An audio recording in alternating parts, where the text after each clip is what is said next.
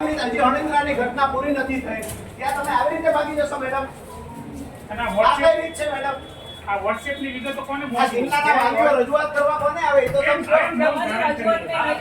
તો ક્યાં લીધી ક્યાં તમે? લીધી? આ WhatsApp ની વિગતો કોને તમે આપી? જોઈ ને આપીએ ને પણ બેન અમે તમને મળવા આવ્યા છીએ તમે આ વાત તો સમજો તમને આ તો આટલી બધી ગંભીર બાબત છે ને બધી તમે private બાળકો સાથે આવી રીતે મેડમ પણ આવી રીતે તમે જિલ્લાના બાળકો સાથે મેડમ આવી રીતે ઝઘડા કરો છો એને અમે થોડી આપી પુરાવો આટો બાબા મારી ગમે કમિટી તમારી અમે એના બે કે ત્રણ અધિકારીને તપાસવા મોકલી.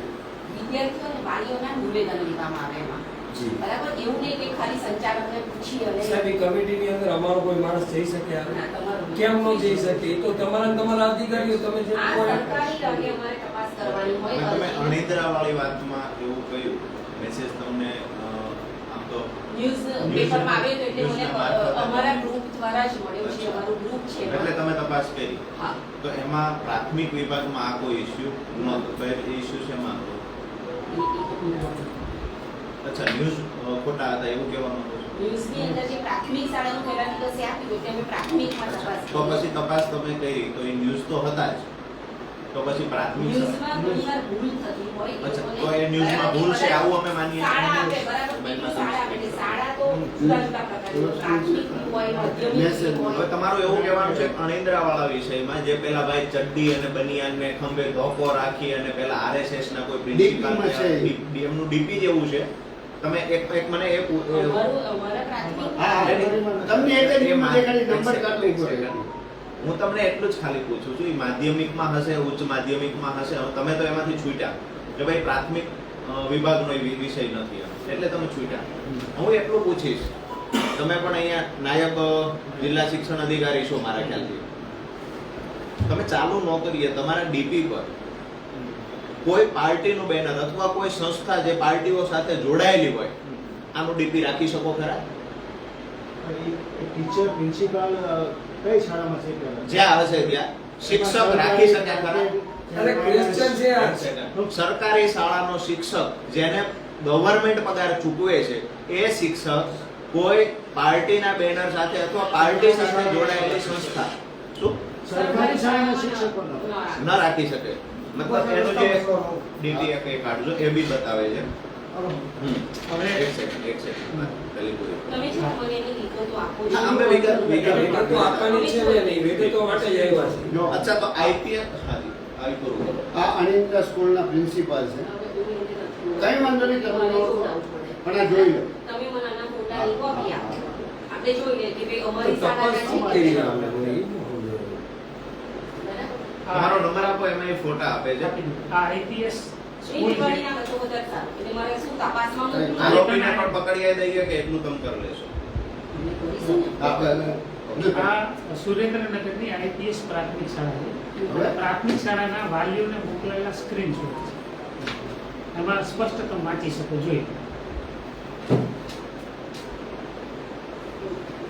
મને આની ઘણી કોપી પાસે. મને મોકલેલું પેલું કાર્ટૂન તો એમને તમારી વિગતવાર થોડું રજૂઆત સમજાવો. આપો. હા. મને જે લાસ્ટ જોઈ લઈએ અમે. મેડમ, આ ચોથા ધોરણનું IPS નું જે ગ્રુપ છે જેમાં સ્ટાન્ડર્ડ 4 એટલે ચોથા ધોરણનું જે ગ્રુપ છે જેમાં વાલીને સ્કૂલમાં થતી પ્રવૃત્તિઓથી વાકેફ કરવા માટેનું ગ્રુપ છે એની સાથે જે સ્કૂલમાં હોમવર્ક આપે છે એ મોકલવા માટે એટલે ગંભીર વિષય છે. આ જે ગ્રુપ છે એ તમામ વાલીઓ બહુ ગંભીરતાથી રોજે રોજ નોટ કરતા હોય છે કે આપણા બાળકોને આજે શું શિક્ષણ આપવામાં આવ્યું. જે કાંઈ સ્કૂલમાંથી આ ગ્રુપમાં જે સૂચનાઓ આપવામાં આવે છે આ બધી સૂચનાઓ વાલીઓ ફોલો કરતા હોય છે પોતાના બાળકના ઉજ્જવળ ભવિષ્ય માટે. હવે એ IPS સ્કૂલમાંથી કોની છે એ મને ખબર નથી, પણ મને જ્યાં સુધી જાણવા મળ્યું ત્યાં સુધી અહીંના ભાજપના સંગઠનના કોઈ સારા એવા હોદ્દેદાર એમાં ભાગીદાર છે. આવું જે અમને જાણવા મળ્યું છે. તમે વિગતો આપો, અમે તપાસ કરીએ. વિગતમાં આ તમને આપી, અમે સ્ટાન્ડર્ડ અમે તમને ગ્રુપનું નામ પણ આપીએ છીએ. જરૂર તમને જણાય કે આનાથી વધારે તમારે કોઈ પુરાવા જોઈએ. સીધી વાત એ છે ભાજપના સભ્ય બનવા માટે તમે કોઈને વાલીઓને ગ્રુપમાં મેસેજ કોઈ શિક્ષણ અધિકારીને તેમ છતાંય હજુ ખબર નથી.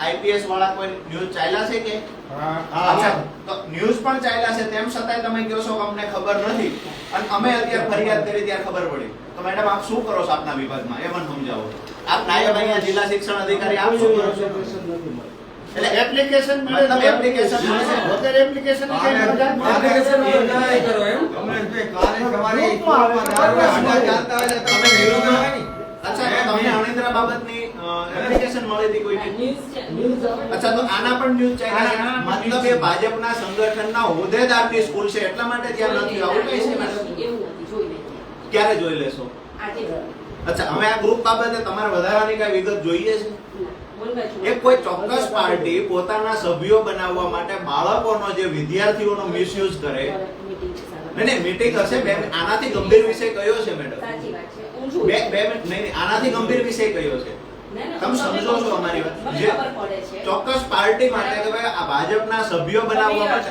મેડમ સંગઠનના પ્રમુખની સ્કૂલ છે એટલા માટે તમે અહીંયાથી ભાગી રહ્યા છો તો મેડમ આનાથી ગંભીર વિષય કયો છે સાઈડની મારી અરે મીટિંગ છે પણ આનાથી મોટો ગંભીર વિષય કયો છે આ અનલીગલી છે એવું માનો છો કઈ કઈ વાંધો નહીં સાહેબ કઈ એક વાત સાંભળી છે તમે ક્યારે કહેશો મેડમ ક્યારે કહેશો તમે આવેદનપત્ર તો લો. કમસે કમ અમારી વાત તો નહીં, એવા છે કેમ ભાઈ બાદલા બાદ? મેડમ અહીંયા કોને આપી અમે આ રજૂઆત કોને કરી આવી રીતે ભાઈ તમે તમને આવી રીતે સ્ટેટમેન્ટ નહીં કરો આવી રીતે ઓફિસ છોડી જતા રહેશો મેડમ તમારી રજૂઆત અમે તમને બાળકોના ભવિષ્ય માટે હાથ જોડીએ મેડમ વિદ્યાર્થીઓના બાળકોના ભવિષ્ય માટે મેડમ, મેડમ સ્કૂલોમાં દારૂના અડ્ડા ચાલુ થાય છે તેને ખબર પડે ને જિલ્લાની સ્કૂલોમાં હે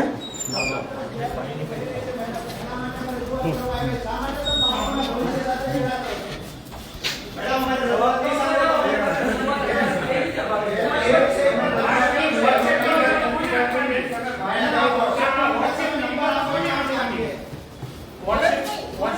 ઉદાહરણ ભાગતા ભાગતા શા માટે કહો છો? નંબર આપી દો. અહીંયા બાળકોને કોઈ ચોક્કસ પાર્ટીમાં જોડવા માટેનું ષડયંત્ર જિલ્લામાં થાય છે અને આપ આવી રીતે હજી અણિંદ્રાની ઘટના પૂરી નથી થઈ ત્યાં તમે આવી રીતે ભાગી જશો મેડમ અને આ આ કઈ WhatsApp રીત છે મેડમ આ WhatsApp ની વિગતો કોને આ મોકલવી? જિલ્લાના વાલીઓ રજૂઆત કરવા કોને આવે એ તો તમે કહો.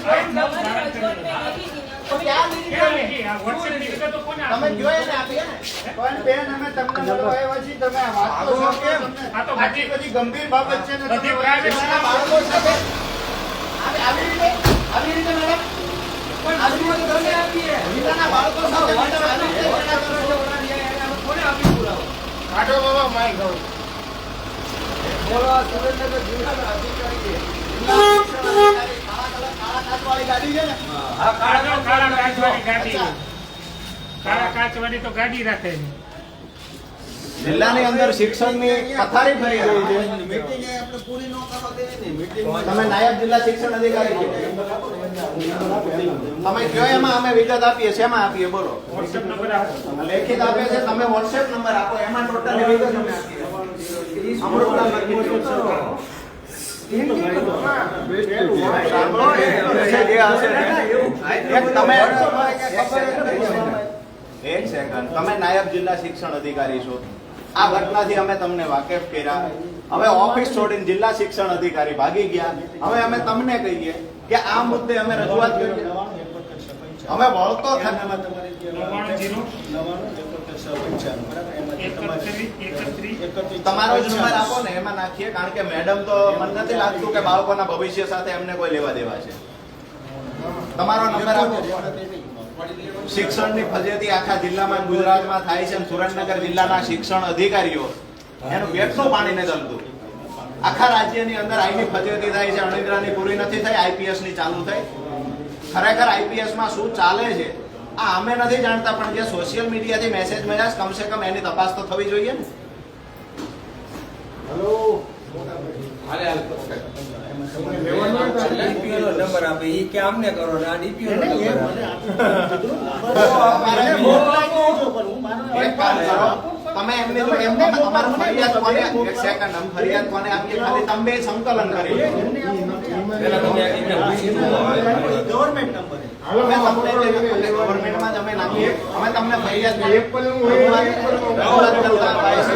રજૂઆત કરતા ભાઈ છે. હવે એની તપાસ અનુસંધાને પણ જે અરજદાર છે ને એને તમારે માહિતી આપવી પડે.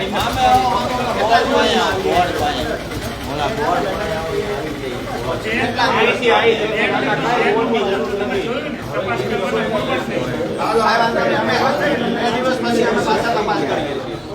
બાકી જિલ્લામાં જ્યારે સાહેબ આવું કાંઈ થતું હોય ને તો આની ગંભીર નોંધ લેવાવી જોઈએ. ઓફિસ છોડીને બાકી આનો જવાબ નથી મળવાનો. તમે પણ નાયબ જિલ્લા ખેતી આયા નાયબ જિલ્લા શિક્ષણ અધિકારી છો, બરાબર છે? તમને મોકલે છે જે એમાં થાય તે અમને જાણ કરજો. આ ડીપી સુરેન્દ્રનગર અને આમાં ઓછી